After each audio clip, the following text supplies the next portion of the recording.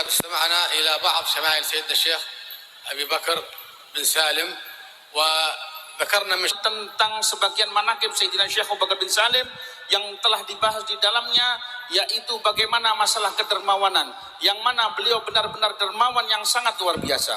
مقتدر في ذلك بآبائه وأسلافه الصالحين القوم الكرام المطعمون لمن أمهم في الخصب والميحلي. Beliau ini adalah sejak awal telah mengikuti jejak para pendahulunya yang ذكرنا في العصرية قصة جده من جهة والدته الحبيب محمد بن أحمد بن أبي بكر السكران، وهذه قصة عجيبة نكررها إن شاء الله الآن والمكرر أحلى.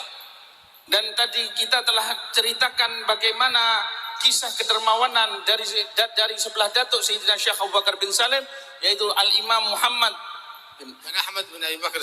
Sebab di dalam pengulangan ini terdapat kenikmatan di dalam jiwa. Sebab sebagian tidak sempat hadir untuk mendengarkannya. Syekh Abu Bakar bin Salim muktada bil karamihi wa wujudihi bi abaihi min jihati walidihi wa min jihati ummihi. Walidatuhu hiya al-Hubabah Talha bint Aqil bin Muhammad bin Ahmad bin Abi Bakar As-Sakran radhiyallahu anhum. Beliau Sayyidina Syekh Abu Bakar bin Salim dermawan mengikuti dari datuk sebelah ayahnya dan juga dari sebelah ibunya, yang dari sebelah ibunya adalah Hababah Talha. هذا الإمام محمد بن أحمد كان كريما جوادا سخيا بيته مفتوح للضيف في أي وقت شاء وفي أي وقت جاء. Kakek beliau Al-Imam Muhammad bin Ahmad bin Abi Bakar Sakran ini adalah orang yang dermawan yang mana rumah beliau terbuka untuk tamu 24 jam. كان يقدم للضيوف أفضل الطعام الذي يحبه أهل حضرموت في ذلك الزمان ألا وهو التمر. Yang mana di saat itu, di zaman beliau ini hidangkan untuk semua para tamu makanan yang paling favorit bagi penduduk Hadramut, yaitu kurma.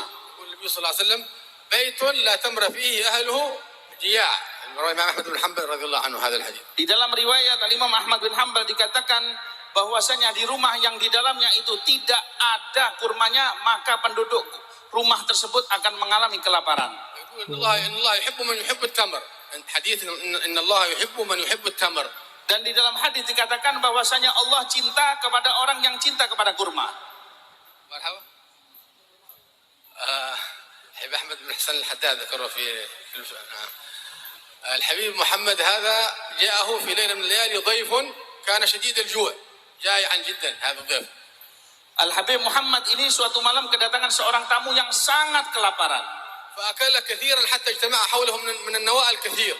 Sampai si tamu ini banyak makan kurma hingga biji-biji kurma itu tersusun banyak sekali. فخجل الضيف على نفسه من كثرة الأكل. Sampai tamunya ini takut karena merasa kebanyakan makan. عرف الحبيب محمد الخجل في وجه هذا الضيف ففكر في طريقة كيف يقدم التمر للضيف يأكل كثيرا أو أكل قليلا ولا يشعر بما أكل. Akhirnya Habib Muhammad ini memikirkan bagaimana supaya si tamu ini tidak jadi malu, baik si tamunya makan terlalu sedikit atau terlalu banyak. Akhirnya dipikirkan caranya oleh beliau. فاهتدى إلى طريقة نزع النواة من التمر. عندنا في حضرموت يقولون يقلفون التمر والرزامة بعد ذلك بالأرجل يضعون أرجلهم على التمر حتى يصير مثل الهريس فيأكل الضيف ولا يعرف كم أكل من التمر ولا يكون هناك خجل من قبل الضيوف.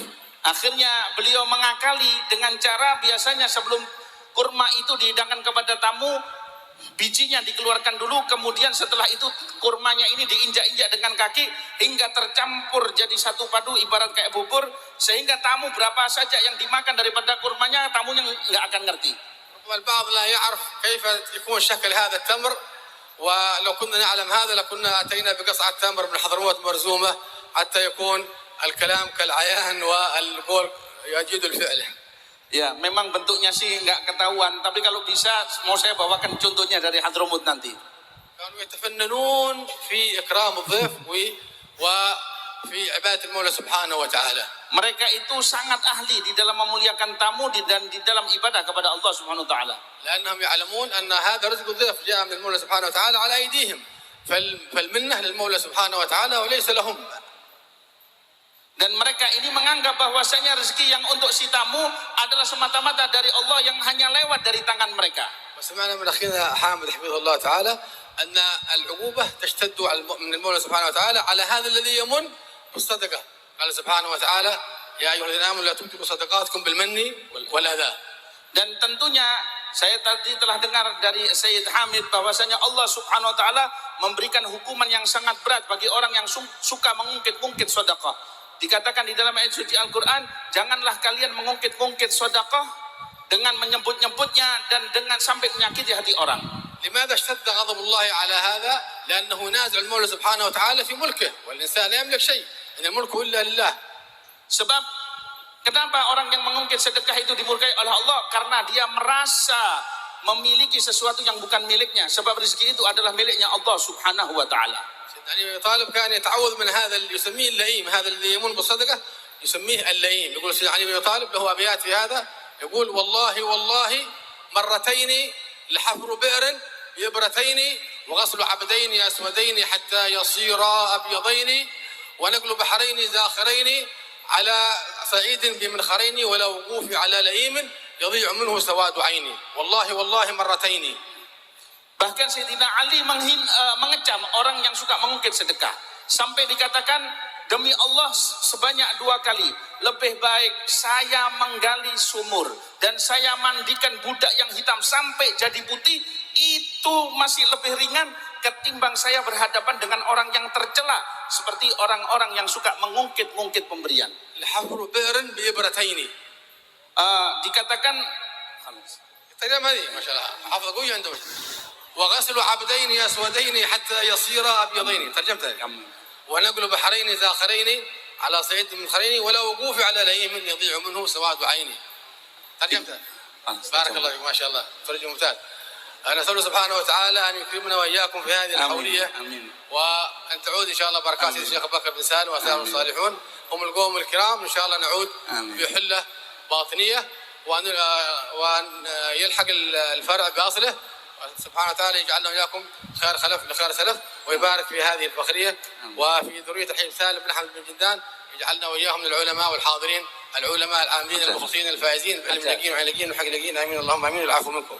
Semoga kita dapat berkahnya daripada Syaibul Haul, mendapat pakaian batinnya dan diberkahi Al-Fakhriyah ini. Wassalamualaikum warahmatullahi wabarakatuh.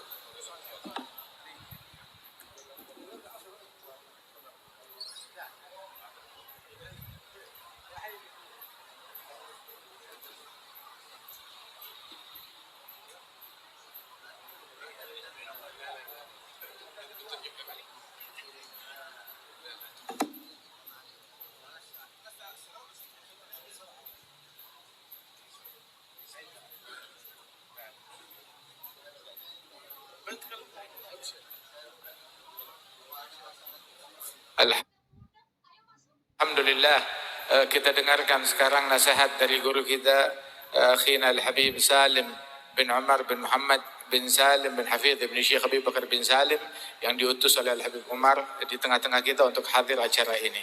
Tafadhal.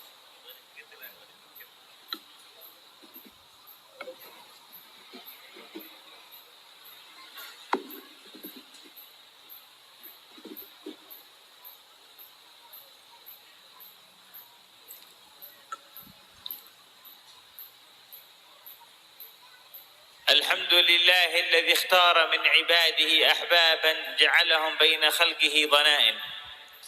Segala puji bagi Allah Subhanahu wa taala yang telah memilih dari sebagian hamba-hambanya manusia yang jadi kekasihnya sehingga mereka menjadi orang-orang yang agung di sisi-sisi para hamba-hamba yang lain. جعل قلوبهم محط الأسرار والأنوار ومكمن الأمائن. Dan dijadikan hati mereka sebagai terminal rahasia-rahasia Allah Subhanahu wa taala untuk bisa mendatangkan manfaat kepada siapa saja. أشهد أنه الله الذي لا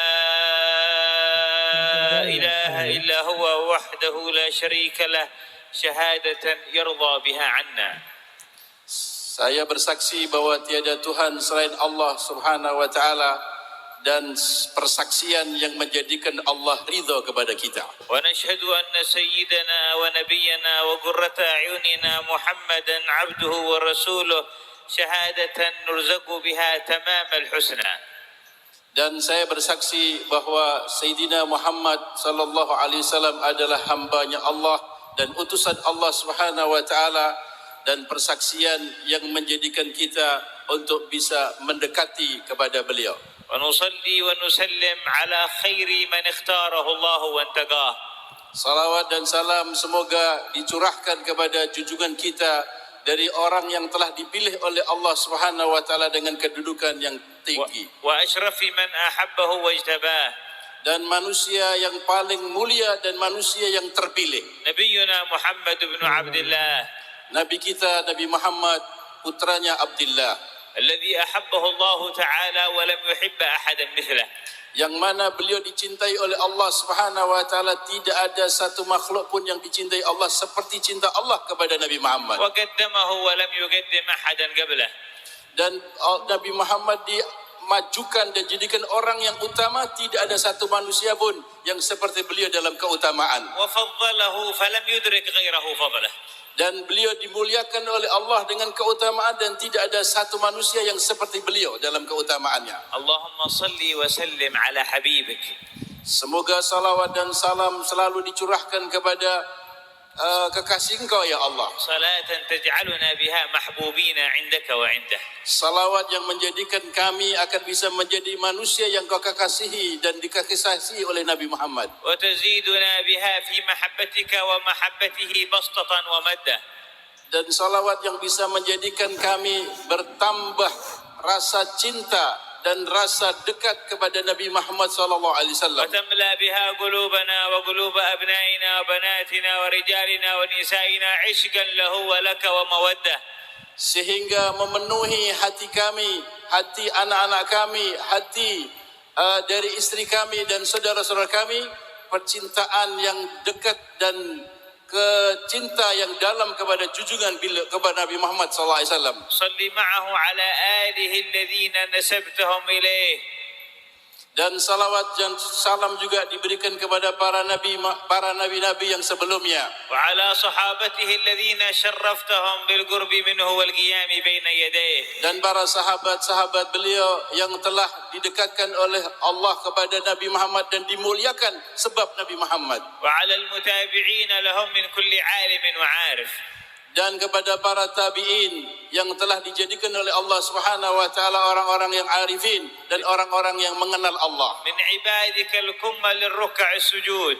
Dari hamba-hamba Allah yang sempurna di dalam sujudnya dan penghambaannya kepada Allah. لا سيما سيدنا الشيخ أبو بكر بن سالم فخر الوجود. Apalagi adalah beliau seperti Syekh Abu Bakar bin Salim Fakhrul Wujud. وصلي معهم على آبائنا وأجدادنا وأمهاتنا أجمعين. Dan salawat dan salam semoga diberikan kepada para leluhur-leluhur kita, kakek moyang kita kesemuanya. وعلينا معهم وفيهم برحمتك يا أرحم Dan الراحمين. semoga kita juga dimasukkan dalam salawat ini dan semua di antara kita. أما بعد فإذ قد حضرنا في مجامع إعلاء أحباب الله وأصفيائه. Sungguhnya kita sekarang ini hadir dalam satu pertemuan yang kita memuliakan dari satu hamba Allah Subhanahu wa taala. فلنملأ قلوبنا بشهود عظمة معليهم ومجتبيهم.